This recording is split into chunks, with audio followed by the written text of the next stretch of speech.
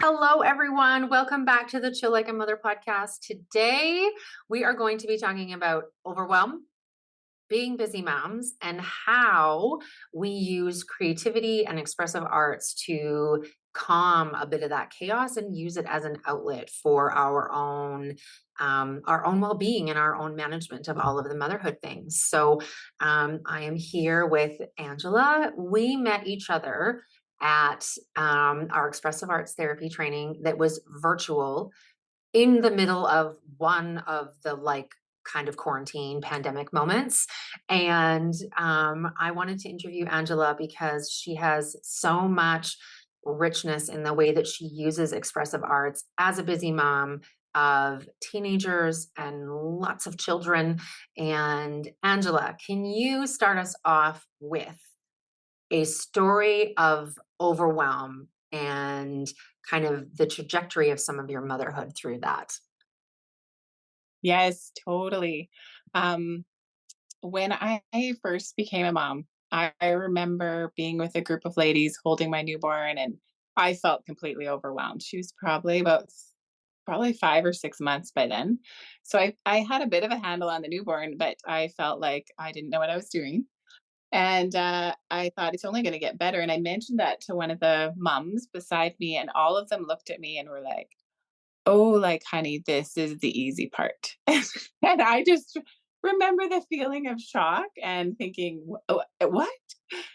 And now looking back, thinking, yeah, it didn't necessarily get um, any easier. It was different, and so many hard and overwhelmed moments as a mom, for sure. Yeah. So, I like to yeah, say to my being a mom of a clients, lot of kids. Yeah, being a mom of a lot of kids is really tricky, and you tend to just lose yourself in it. So it took me a few years to figure that out, how to incorporate what I need instead of putting it off, hoping it would get easier, and then I would get the care I needed in there. So, mhm, oh, I love what you just said in terms of, at some point, you couldn't wait for it to get easier. You just had to prioritize that outlet. And so, for some moms, that looks like yoga or running or whatever the resource is. For you and I can safely say that it is whatever version of expressive art might be calling to us today. And so, can you give us some context in terms of what that outlet looks like for you? for sure. It has definitely changed. I realized I did it when the kids were younger, but I didn't know it. Being outside and spending time outdoors and just noticing little things, a lot of play was really great. But after we went to our expressive arts training, I did it a little more intently. But it really could just be pulling the paper out and putting the paints out, thinking about something I was stressed out about and painting it out. And every time after that, the kids could be around, it didn't matter.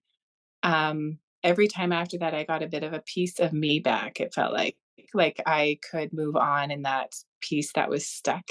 Um, with me, it's hard to explain, but it didn't take much. It really was like pulling paints out, having paper out, and the kids often would be like, "Oh, mom's painting her feelings right now." Um, and so they could see that I would do it, and I wouldn't do it even every day. Like, it was just definitely something that when it got so hard and I was stuck and I knew, like, I needed to address this piece, that is what, helped a lot. So, yeah, I agree. When I'm explaining what this process can be to people, I start to stumble over my words a little bit because I truly believe that it is better experienced than it is explained. Um, mhm, but just for our own context, tell me about how you sit down to paint your feelings so that you can notice those thoughts and feelings and those stuck places, especially in regards to like parenting or tough moments in parenting or tough kids even. totally. I it doesn't like it. I'm just trying to think it through. Here, I often will notice over a time period. Like, it's not like I am so aware. I'm like, oh, right now I need to do expressive arts. It's usually a few days where I'm stuck on an issue and I can't. And then I start to notice, oh, Ange, this is something that's like on, like, you're like doing less well because of it, this issue happening. So, like, for example, even last week, I'm just like was getting more, I felt like wanting to have more control over my teenagers, checking in on them more, noticing I was getting a little more panicky. So I just was like, okay, sit down, grab the paints Mm. instead of watching TV and numbing out. Just sit in the evening. The kids are all on their devices anyway. So I painted my control is what I painted out, and I'm wondering what it would tell me. So I sat down and just drew what came to me, picked colors, what came to me, and ended up drawing like a massive X. Like I just wanted, everything controlled, everything needed to stop. And then, but in the corner, there was a little bit of yellow, and it just increased, and the yellow increased. And I really felt like it was saying to me, focus on something differently. Like Mm. that, it was just a very simple message, but just enough for me to say, oh, right. I don't need to be so controlling. I can let go and it will be okay. And it was, I think, 10 minutes of sitting down and painting. So, I mean, I just feel like for my teens, it's super great that I have that outlet. It's not the only outlet I have. Walking is super great too, and going to a counselor. All those things are super important for mental health as well as a mom. But these times that I do art are just for me. I think I find like it's just a space that I can like in my back pocket. I can go to quickly and express myself, right? Which I think for moms is so like we put that on the back burner all the time. Like we don't have time to express ourselves. We have to be the calm. We have to be the all the time, right? And it's just exhausting. And this is just a way we can quickly still address that without it taking too much time. So, mhm. Absolutely. Absolutely. I think even for me, and I've been doing this for 7 years now since I took my level 1 expressive arts therapy training. And I can even get myself into that headspace of it's going to take too much time. It's going to be too much cleanup. I don't have enough room on my kitchen table already. Like I would have to do all of these steps before actually sitting down to do the thing. And I Mhm. think the story that I can tell myself is that, well, a few of them, it's not worth it to sit, like to do all the effort to get there to sit down. What if it doesn't work, Mhm. right? Like, because as you're saying, like it'll be a few days or a couple of moments of noticing, and you're like, oh, I've been thinking about this a lot. Maybe I need an outlet. Maybe I need to express it. And at that point, for me, sometimes I can be like, what if it doesn't work? Then it's going to be a waste of my time, and then I'm going to be even more mad and disgruntled about whatever it is because I can't figure it out. And Mhm. so those can be the stories that I tell myself. And then a third that I'm on the receiving end a lot, from my clients is I wouldn't know where to start. Mhm. And I think that blank page or that first mark or that first picking up an item or that first noticing is is the most challenging part, because I think you're like interrupting that pattern, right? Of like it would be easier to just sit down and watch TV, Oh, yeah. and that takes no Mhm. effort, right? This Mhm. this other thing might take like a smidgy more effort, um, but I feel like the payoff is so much greater. Mhm. Yeah, and I tend to have it nearby, like paints that I can easily grab, paper easily. Like it's not something I have to search for, but I can sometimes go, "Oh, I don't like those paints anymore. I should get some new ones." But I just you try to do it like with what you got, right? With like I can use crayons, markers, pencil, whatever, right? And even at the time I did it, my daughter was painting and trying a different technique. And I was like, ooh, maybe I'll start with that. I'm going to copy what she was doing. Like it, you just really just go with what comes without, and like worst case scenario, you get to paint, right? So if nothing comes of it, you just have some fun with it. So to take the pressure off, I think as moms is super like just paint for fun. But if you can take that into it and something might just release for you, and that would be so beautiful for you. So that's what I would say to moms. Just try it. Do Right. that first. Oh, Like, yeah. absolutely, absolutely. And so I'm curious what drew you into wanting to incorporate expressive art into your life. Like can you give a bit of context of like what was happening before? What prompted you to like explore expressive arts as a mom? Mm.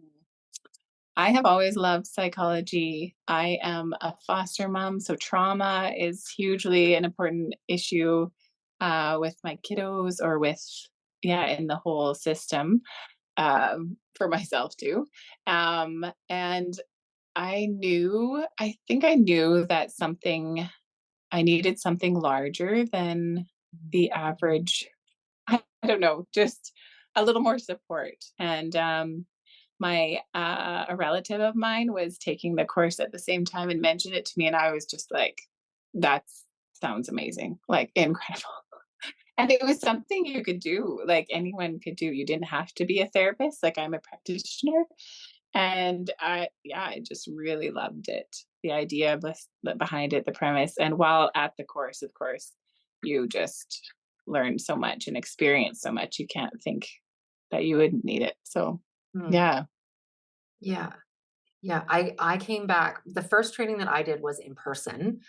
Um, and I came home at the time, I had a toddler, and um, I came home a completely different person.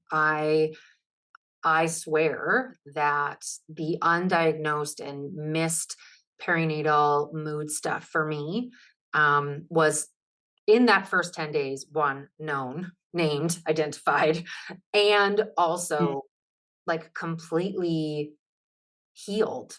I got it was mm, such an amazing immersive experience that there was like no wrong way to express yourself. There was no wrong way to take it. There was no like there was a container and some like guidelines, but also the hands-on learning part was so amazing. And mhm, I come back to it every time. I have gone back and forth to different talk therapists thinking that that would, because the benefits, and you got to be a social worker, a psychologist to get covered and all those things. But I, I go to them and they're great. They're fine therapists and practitioners. But the minute that I go and experience expressive arts, either in a group or one-on-one, I get the deeper, like the going deeper or the mhm. bigger release or relief from it. Yeah. Yeah, totally. I keep trying to explain it to my husband and my kids and like but you're right, like you said earlier, you just have to try it to really understand how it works. Yeah. Yeah. Mhm. For sure.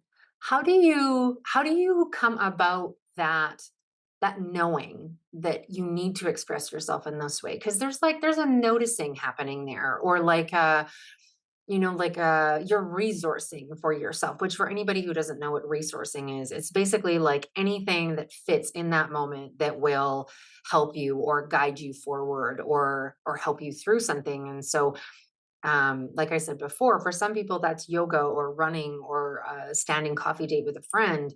Um, for me, it always comes back to some kind of expression, whether that's like literally what I wear or like Mm, just being like in a noticing about my own body and those kinds of things. So circling it back to like this moment, even last week that you had that you were just like, I know that I need to sit down and do this. Do you have Mhm. like a knowing or like some words that go with the before part? Before Mm. you know? Yeah, like there are a lot of stressful things, but when it starts to be a sadder feeling for me, like I just am not excited about moving forward. It feels like I'm stuck, really. Um, then I keep that in one hand as I, of course, you continue to do the things, knowing that at some point I need to deal with it, Mm, whether it's talking to the counselor or, but which will take a month to book, or pulling out the paper. Sometimes I do movement, like just allow my body to move how it wants to move. Um, if I'm super frustrated, I might just run for a bit or jump or what, like just allow my body to release it if I can. But still, it often is the painting part that's mm. just gets to the root of what's going on. So it is like a lot of little things I can do along the way, like the movement or the getting outside or getting fresh air. Those, I know those will help ha- handle it, but it is the getting to the paper. And that really helps me go, okay, that's it. That's what's going on. And then I can move forward. You're unstuck after that. It's quite interesting. Oh, you put that so well. Like going from stuck, whether you're in the newborn Mhm. phase or the teenage phase or the adult children phase, going from the stuck to the knowing that you want to unstick it, right? Because I think there has to be like a willingness to look at the stuck. Totally. Yeah. And then, doing the act, the painting or the journaling, the movement, whatever it is. And then after, I totally agree with you. There is this I'm unstuck or I can let it go. Or Mm, the way that sometimes I describe it is like I have left it on the paper. I no longer need to carry it. mm. Yeah, that's good. It has Mhm. gone from my brain and my neurons and my system pent up, and now it's out. Mhm. And there's a relief or a release Mhm. that happens in that. Yeah, totally. So, because we are experienced in this, can you give any pointers to maybe a beginner? A beginner or somebody who maybe used to be creative and needs to like reignite that within themselves. What tips would you give somebody who Mhm. is like really intrigued about the process but isn't sure where to start? I would for sure go to the art store and pick out some favorite things, because even having them nearby, it's just fun. It makes it funner, right? So picking colors you love, what the things you're drawn to, good paper. But honestly, you could just even have your 8 by 11 printer paper and some markers. You really could. But having it nearby and handy, I think, is the biggest thing. And then even just taking that paper and using whatever you ended up with, markers, paint, and just playing with it, just with no intention. Just what colors you notice you like better, you know, just put it on the paper, and have fun, a lot of fun with it, and notice as you're coloring what feelings come up, and let it just be a fun experience. And then I think just having it handy, and when you have a hard day, maybe pulling it out, right? And again, just drawing what comes to your mind. Pick a favorite color and pick a favorite shape and go from there is what I often do. And then pick the next favorite color and the next addition to your page. So quite simple. It sounds quite simple, and it really is, but it is just letting yourself follow those thoughts. Yeah. Absolutely. And I would agree. It is, when you say it, like, yeah, just get out the paper, get out your favorite color, or get out your favorite um sticker book, whatever. Like, I'm Mm. totally obsessed with stickers, like adult stickers right now. I have far too many than I will ever use. But um I I just picked one. You just have to start. Mhm. Mhm. And the blank page can be scary. And um but it also doesn't have to be. Um Mhm. for someone where the blank page might be scary, or making that first move might be scary, I actually suggest people just draw like a pencil circle on the page. And sometimes that just like allows you to start um, Right. somewhere. Like it could be any, like it could literally be the bottom of the coffee cup that you already have in your hand when you're doing it, or the pop can, or um the post-it note, whatever is like close to you, just to like make one shape. And then Mhm. from there Mhm. it can just expand and exist in this way, so that you can get what's happening here and like your brain and your body onto the page. And it goes, for me, it goes way deeper than words can. I can say the exact same thing. I can describe that stuck place or that overwhelm or that frustration to my partner, and it doesn't he can validate it. He can do all the right things in that conversation, right? And I Mhm. leave Mhm.